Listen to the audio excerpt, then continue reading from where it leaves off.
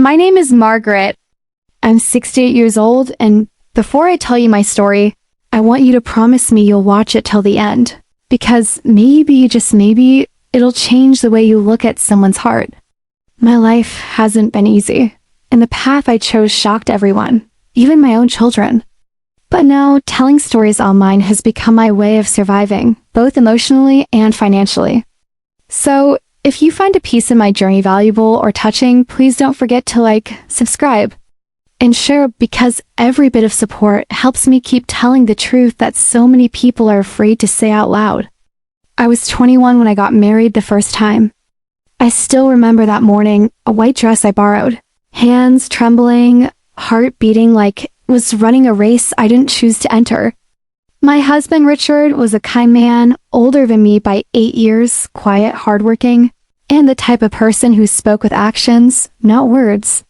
We built our lives in a small town in Ohio, surrounded by fields, silence, and dreams that slowly faded with time. We had 3 children, 2 boys and a girl. My days were full of diapers, dinner plates, and sleepless nights, and my dreams. They slowly packed their bags and left without saying goodbye. But I was happy. Or maybe I just told myself I was. Richard was my home. And then one morning he didn't wake up. Just like that, 39 years of my life suddenly turned into echoes. I thought grief would fade with time, but grief doesn't fade. It changes shape. It becomes a chair left empty, a voice you still hear when you turn the lights off, a smell that lingers on the pillow long after it's gone. For 8 long years after he passed, I lived alone in that old house, cooking for one, talking to no one, pretending I was okay. My children had grown, moved to different cities, busy with their own families and their own lives. They call me sometimes, usually to check if I'd taken my medicine or paid the electricity bill. I'd smile and say yes, even on the days when I didn't. Because mothers always pretend, don't they? We pretend to be fine so our children don't worry. We hide our tears behind our teacups. We say, I'm okay, when our heart says, I'm breaking. And then one evening, when loneliness had become my only friend, I met Daniel. It sounds strange, doesn't it? A woman my age talking about meeting someone new. But it happened so naturally. I was at the community library, one of the few places that still felt alive to me. He was sitting there, reading an old book of poems, wearing glasses that kept sliding down his nose. He looked up, smiled, and said, I think you dropped this. It was my scarf. That small, polite moment, that's how it started. We began meeting every week, mostly by accident, or maybe by fate. We'd talk about books, about losing someone, about pain, about how people assume old hearts stop feeling once they've seen enough years. But the truth is, hearts never grow old, only people do. Daniel had lost his wife 10 years ago. Like me, he was alone. Like me, he wasn't looking for love, but found comfort and understanding. We'd sit by the library window as the rain fell, and I'd feel something I hadn't felt in years, warmth. Not the kind that comes from romance, but the kind that comes from being seen again. I didn't tell my children at first. I thought they'd be happy that I wasn't sad anymore. But when they did find out, everything changed. My eldest son, Michael, called me one night, his voice cold, sharp, and full of disbelief. Mom, are you serious? You're 68. You can't be thinking about dating at this age. I tried to explain that I wasn't dating, that I'd simply met someone who made me smile again. But he didn't want to listen. Then came my daughter, Susan. She cried, not out of joy, but out of shame. What will people say, Mom? She asked.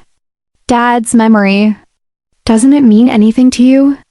That question stabbed deeper than any knife. I love their father, I still do. But I'm also alive. And sometimes living feels like betrayal when the world wants you to remain frozen in your grief. For weeks, I didn't see Daniel. I stopped going to the library. I told myself my children were right. Maybe I was being foolish. Maybe love was meant only for the young.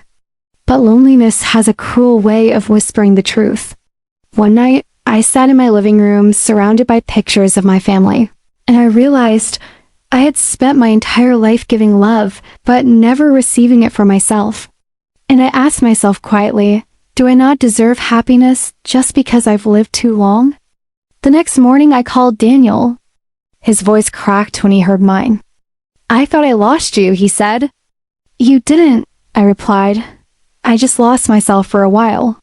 We met again, this time at the small park near the church. The autumn leaves were falling like golden rain, and he looked at me the same way Richard used to, with quiet respect, not pity. I know this is hard for you, he said softly. But Margaret, love isn't a replacement. It's a reminder that you can still feel. His words broke something inside me, and for the first time in years, I cried, not from grief, but from hope.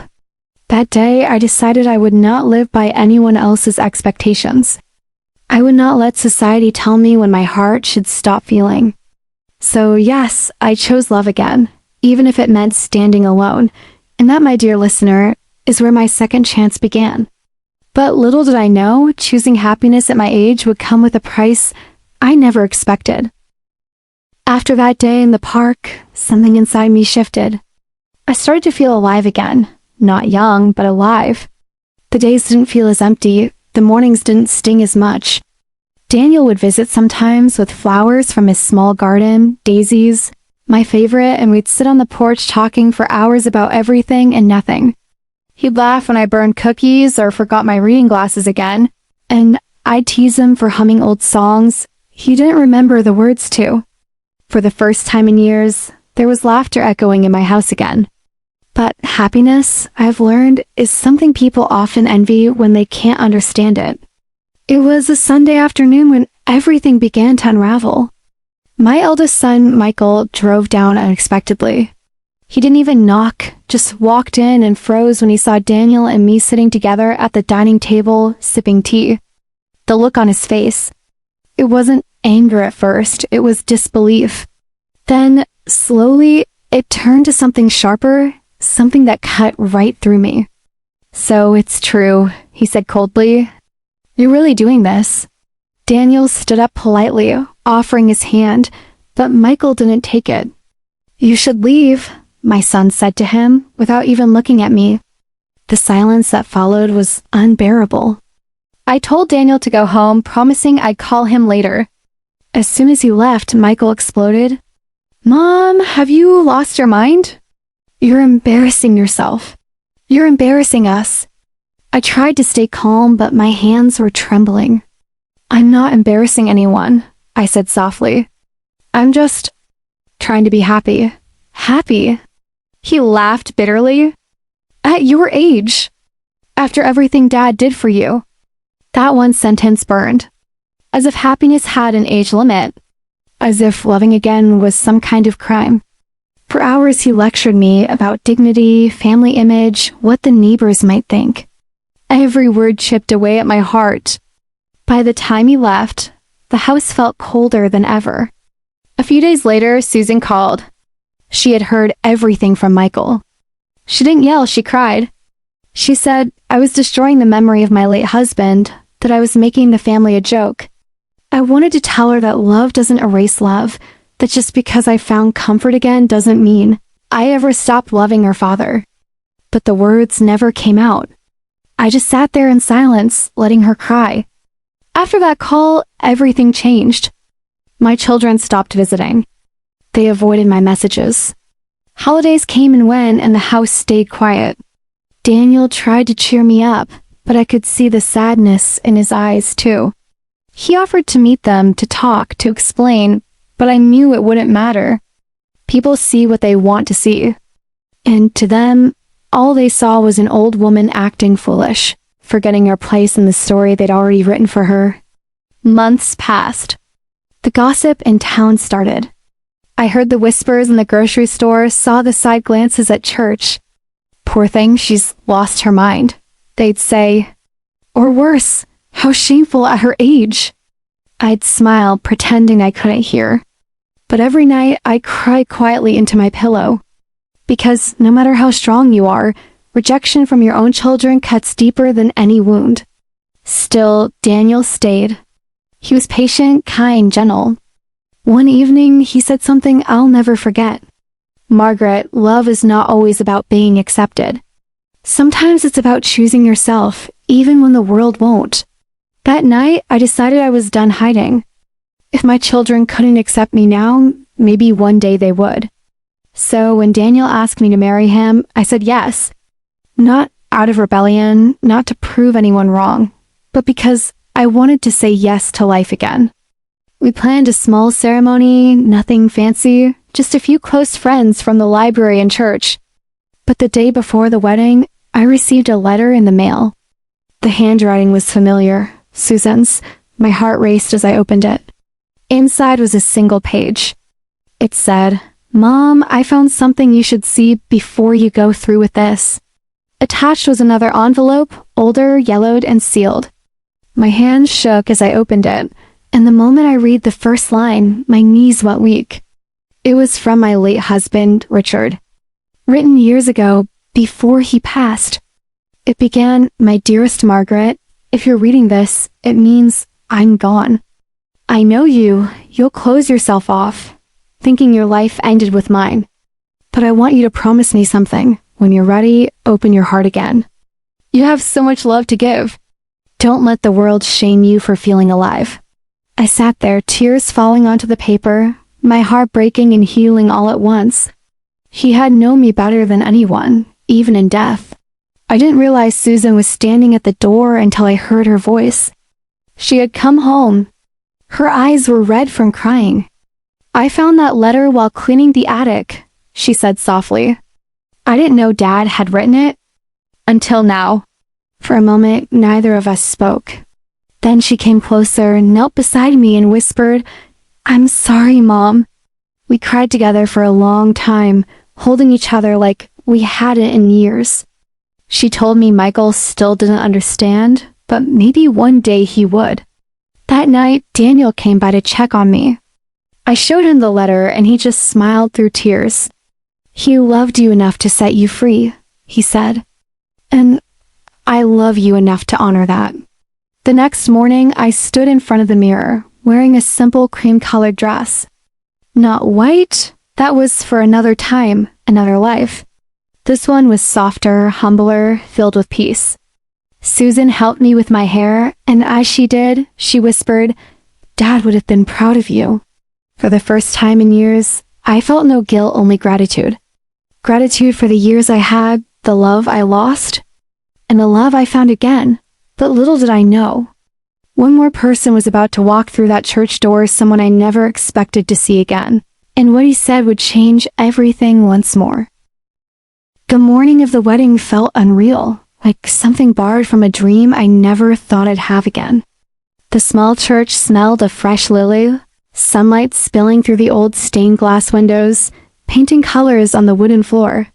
I remember my heart beating fast, not with fear, but with something I hadn't felt in decades. Joy. Susan was there, sitting in the front row with tears in her eyes. My youngest son, David, had flown in from Seattle just to walk me down the aisle. But Michael, my eldest, he hadn't called. Part of me still hoped he would walk through those doors at the last minute. Old habits die hard. Even after all the pain, a mother's heart still waits. The ceremony was small, just 20 people, soft music and laughter that felt like healing. When I saw Daniel standing there, waiting for me, his hands trembling like a boy's, I thought, maybe love really does find its way back, no matter how many years pass.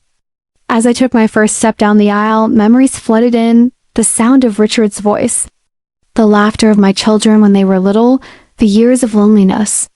And now this moment that felt like life had forgiven me. But just as the pastor began to speak, the doors of the church opened. Everyone turned. My heart skipped. It was Michael. He stood there, breathing heavily, as if he had run all the way. For a second, everything stopped. My hand shook, and I whispered, "He came." Daniel turned and smiled gently, almost as if he'd known this moment would come. Michael walked slowly down the aisle, his eyes wet, his jaw clenched. When he reached me, he didn't say a word. He just looked at me, then at Daniel, and finally at the letter I had kept folded in my hand. He took it, opened it, and read it quietly in front of everyone. The silence in the church was heavy, the kind of silence that holds both pain and forgiveness. When he finished, he looked up, and for the first time in years, his eyes softened. "I didn't understand," he said quietly. "I thought you were trying to replace Dad. I thought you forgot him." His voice broke. "But I was wrong. You didn't replace him. You carried him with you.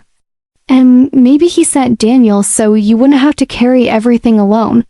I felt my knees weaken, and before I knew it, he was hugging me. The church was silent, only the sound of quiet crying around us. Daniel stepped closer, resting his hand on Michael's shoulder. "Your mother taught me what love really means," he said softly. "It's not youth or time or perfection. It's forgiveness." The ceremony continued, but now it felt different, lighter, warmer, like the weight of years had finally lifted. When the pastor asked if anyone had something to say before the vows, Susan stood up. Her voice trembled, but her words were clear. "Mom, you once told me that grief changes shape. Today, I finally see what you meant. Maybe this isn't losing Dad again. Maybe it's honoring the love he gave you, by not letting it die." There wasn't a dry eye in the room. Even the pastor had to wipe his glasses twice. When Daniel slipped the ring onto my finger, he whispered, "For every lonely night you survived, for every tear you shed, this is your beginning, not your end." I couldn't speak, only smile through tears. When he kissed me, it wasn't a grand moment. It was a quiet one, the kind that seeps into your soul and stays there. After the ceremony, we stepped outside, and it began to rain, soft, gentle rain, the kind that feels like blessing. The guests laughed, holding their coats over their heads, but I didn't move. I just stood there, feeling the rain on my face, thinking how even the sky seemed to cry with me, not out of sorrow, but release. Later that evening, as everyone left, Michael came to me again. He handed me something small, an old photograph of our family, taken decades ago. On the back, he had written one line. "Thank you for teaching me that love never ends. It just changes form." I couldn't stop my tears. That night, as Daniel and I sat together on the porch, the world felt still. The stars above were bright, and the air smelled like wet earth and second chances. He looked at me and said, "Do you ever think about what people will say tomorrow?" I smiled. "They'll say what they want," I replied. "But tomorrow I'll wake up beside someone who understands me, and that's enough." He laughed softly, then said something that has stayed with me ever since. "Margaret, most people spend their lives chasing the first kind of love. You and I were lucky enough to live long enough to find the last kind, the one that's quiet, steady, and brave." In that moment, I realized something. Growing old doesn't mean love ends. It means you finally understand what it truly is. Not fire, but warmth. Not obsession, but peace. As I tell you this story today, sitting in that same old house where I once cried alone, I can hear laughter again, grandchildren visiting, my children calling more often, life slowly becoming whole once more. I share my story because so many women my age still believe they're too old to begin again, too afraid to be judged, too scared to feel. But if my story reaches even one of them, if one woman watching this video dares to believe that her heart still matters, then it's worth every tear I shed telling it. So if you've listened this far, thank you. And if you've ever loved, lost, or been told you're too old to start again, remember your heart doesn't know your age. Only your fear does. And maybe it's time you stopped listening to fear. Tell me, do you believe that love has an age limit?